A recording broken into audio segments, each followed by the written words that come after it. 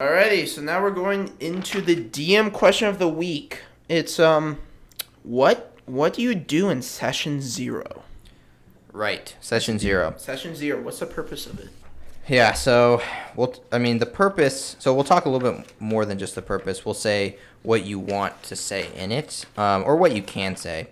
They're not necessary. Like, I don't think the Dungeon Master's Guide even references it. No, I mean it's a pretty unofficial session thing. Zeros aren't really that necessary. So what I kind of this should be a short thing, but basically it's like if the players have any questions, that's session 0. Or if the DM needs to tell the player something, like what the whole plot is, or like in terms of what a session 0 is, it's just a pre-meeting. It's like a meeting. So in my mind, there are 3 things you can do in session 0. 1, you can ask. This is where you ask the players anything you want to know from them. So in our past episode, we talked about how do you know what your players want. Session 0 is a really good place to know that, because as a DM, it's not just you imposing your story on them, right? Right. You're making a situation where they have fun, and they are not you. So you need to know how they differ from you. And so you can ask questions. You also can not only ask questions and take information from them, but give information about the campaign. Right, yeah. In at least the things you know. And it's totally okay to have a session 0 where you haven't fully fleshed out this campaign or even your world yet, because you're waiting on the feedback of your questions. And so those are the first 2 things. You ask questions and you give information. And then you also, in general, can play sometimes. Now, some people can just jump right into playing, and that totally works too if you're all excited. But there is a way for you as a DM to use this playtime in an intentional way, and we'll get into that. But let's first talk about the first thing I said, which is questions that you probably want to ask them. Yeah. Yeah, so anything? Like probably questions. If you're asking the DM, like, what's the plot? Get the general gist of. If you have any questions about like how do like these things interact with each other, like like what's the town's view on Dragonborn? Oh, so you're talking from player perspective. Yeah, from player perspective. Also in DM perspective, like you're gonna ask them like, so like what's your backstory?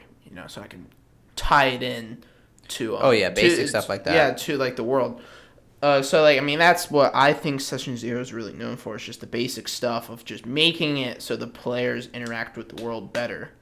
Giving them a better idea of what their characters would know and what they might expect. What your characters are expecting. Yeah. Yeah, so the main goal of these questions, like we said, is to just get to know them. And so there's another reason, and it is to get them excited. This is kind of like a hype. Like it's like the cheerleaders before the football game. And so some things you can ask that do both. So if you just ask them you can just ask, what do you like about D&D, right? That works. But you can also say, what was like your favorite moment that you've ever had, or your favorite aspect of the game? And so if you ask them, like, what's their favorite moment, and they say something like, oh, when I slayed this dragon, right, blah, blah, blah, you don't need to take away from that, oh, they like dragons. Just, you realize now, okay, they're a combat-oriented player. Well, if you have someone that says, oh, man, I seduced this innkeeper, then it's like, okay, they like role-playing or something. So it's things like that you can pull from their information. You can also just ask, what are you excited to do?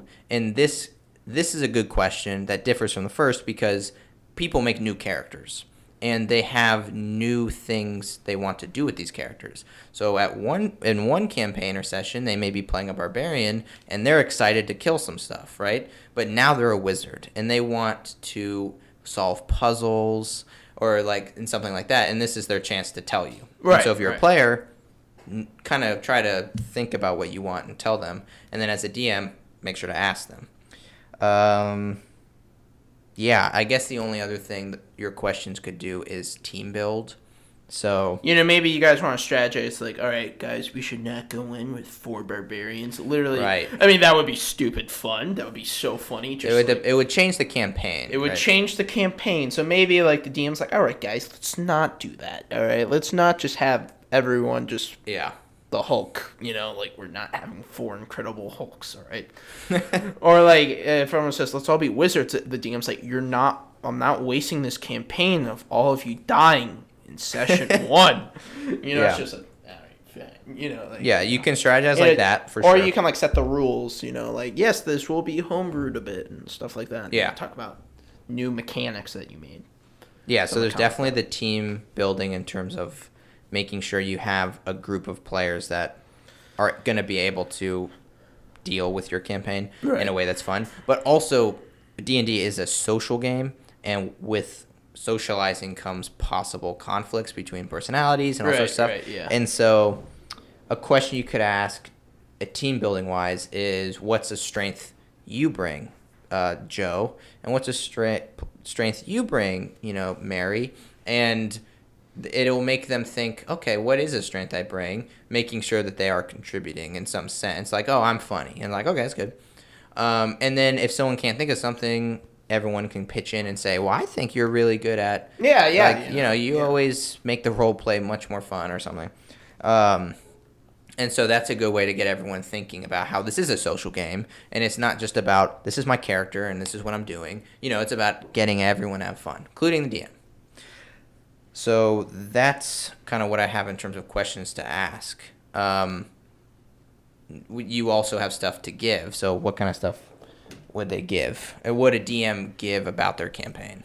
Well, I mean, they can give like the general setting, which is a big one. What they're expecting, kind of like what's the gist of the story. Just make your characters excited. You can, say like these are new mechanics to make it more realistic. Like, maybe if you get cut, there's a bleed effect. Say home rules. Home rules. So just get ready for that stuff. But I mean, that's generally it for me about. Well, you can also talk about not just your campaign in terms of your like creative content. So not just saying it's in a forest or in the Forgotten Realms. You can also talk about how you're running the campaign in general. So it's like, we are going to commit to once a week, every Sunday. Right. And talk about, what do you expect the players to do? So you're setting expectations there. Like, how many meetings is it problematic to miss? Like, obviously, it's okay to miss, like, a couple. But if you're, like, never showing up, like, all right, what are we going to do about that? Or something like that. And really anything in that way. Yeah. Another thing, I guess this is actually a question to ask, but also something to tell, is, like, what are they comfortable with? This is one of those things that, like, some people you don't have to do. Like, if it's just your like, high school friends playing whatever, you don't need to ask, like, how do you feel about this controversial topic? It's like, you guys know each other. You know what I mean? It's like, you're good. Yeah. But it is not a bad idea to ask if it is a more unfamiliar group. Because you don't want to, like, offend anyone or anything. What do you think about coadal abortions? Right. Just like, what? Yeah, how do you feel with the themes of abortion in it?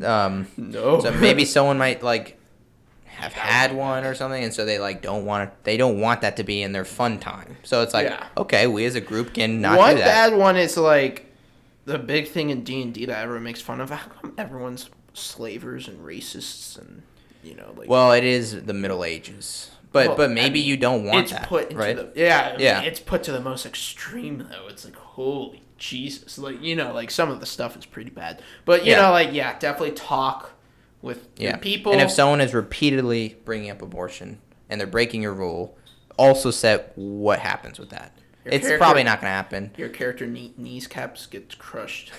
It could be character punishments, although that probably won't end well. You get cursed. But it would probably be like, all right, listen, you're not respecting the group here. Like, adios. Yeah, we warned you, assuming you warned them. Yep. Yeah, so there's that. Is there anything else? So that's part of setting the expectations. Yes, there definitely is more. So setting. You mentioned setting. setting can actually be included in what you're asking. And so I am under the opinion that as a DM, because you are putting in much more work than a player typically would be, you kind of get to set the setting. I mean, it's your Yeah. You have to manage this world. You kind of get to pick the setting. But I think it's not a bad idea to say, like, what would you guys want, you know? Or maybe like, what do you guys hate? Because I can just, assuming you like a couple things, like if someone's like, I just really hate when there's like super low magic. Like I would prefer there to be some magic. And then as a DM, maybe you do kind of like low magic, but you're like, okay, I'll knock it up a little bit. You know what I mean? To kind of get a merging of whatever the word is when you agree on something. It starts with a C. Who knows? Anyway, you know what I mean. You both get a little part of what you want. Man, blanking. What? Put it in the comments. My mind. Yeah, because we're both blanking. Okay, so there's that, and then we come to the third category of what you can do with a session 0, and that is play the game. I guess session 0, you're like, session 0 is kind of like the introduction. It's like, all right, guys, this is what's going to happen. Wizards don't exist. Frick wizards. You say all these rules. You talk about all this stuff. You say, what do you guys want? Stuff and that. And then you just start it. And they're like, wait, what? We're starting? It's like, yeah, no, that's how you can catch your players kind of like off guard. You definitely can.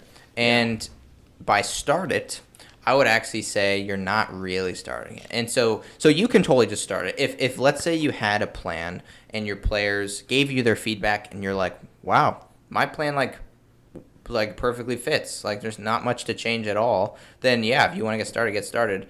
However, if you just took people's opinion and then you start playing a game that has nothing to do with what they wanted, it's a little disrespect in my opinion. Like maybe say, all right, I'm gonna go make it now.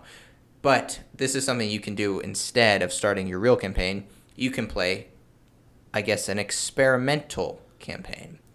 And so if you have, this is what you can do as a DM with playing in session 0. You can test your world against your players' characters, because sometimes the culture of your world or whatever, it just completely derails what you were wanting your plot to be, or what the group wanted the plot to be. So for example, just yesterday I DM'd a session. Ethan was Takar. I was a druid, and I said, I'm going in the trees. Yeah, I'm going hunting. He was a hunter, but his race was a human. But you had mentioned to me after the fact that you were thinking of playing a goblin at one point.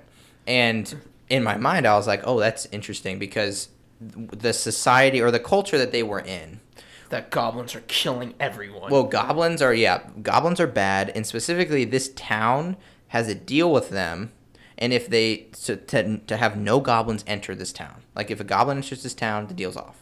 So if he played one, that would completely derail the plot, which actually had nothing to do with this goblin town interaction. That's just world building culture, right? So you can test things like, oh, he wants to play a goblin. So if you play if you play in session 0, you may find things like that where it's like, oh, their character just completely does not go with my world. Yeah, right. And so from that, you can do a couple things. You could ask them, so how, firm are you on this character? And maybe they'd be like, oh, I got a second one that I wanted to play just as much. Do you want me to just play that one? And in that case, sweet, problem solved. Communication. Boom. But more than likely than not, they want to play this character, and they should be able to, in my opinion. So you would probably need to tweak, the problem. So maybe instead, and this can be minor. I mean, you can do it pretty easily. So instead of having it goblins and a town, make it kobolds, right? Boom. It's like pretty much a perfect switch. Yeah. So there you go. And so that's where you can learn things from a session 0. playing the game. That was actually a very good point. Like, if let's say like one of your characters is like, so I love I love dragons, and my character would never kill one. But your end boss is a red dragon. You're like, that might be interesting though. Are you gonna help your party? That would be fun, but like the campaign, it's like you gotta go on the dragon massacre or something like that. You're like, I would say the problems you're looking for are ones that take away from your plot. I think in that case, that actually benefits the plot because it just makes the interactions more complex. When you have someone that says, I'm not going to fight a dragon, what would happen if a dragon shows up? You're just going to let it eat you? You know what I mean? So that's kind of interesting. Exactly. Yeah. But if it's like something that is completely unrelated to the plot and it's just going to distract everything. Yeah, it's like I'm actually I can call. I don't know. Maybe he like talks for some random god that's like he made up himself, and now I have to put in that random god and make all the stuff for him. It's just like okay, it's kind of like all right. Yeah. But that's you got anything else for this DM question of the week? I have nothing else for this DM question for the week. Pretty just a gist. Get information as a DM from your players. Give information to your players and just prepare, be excited. That's the most important thing, have fun.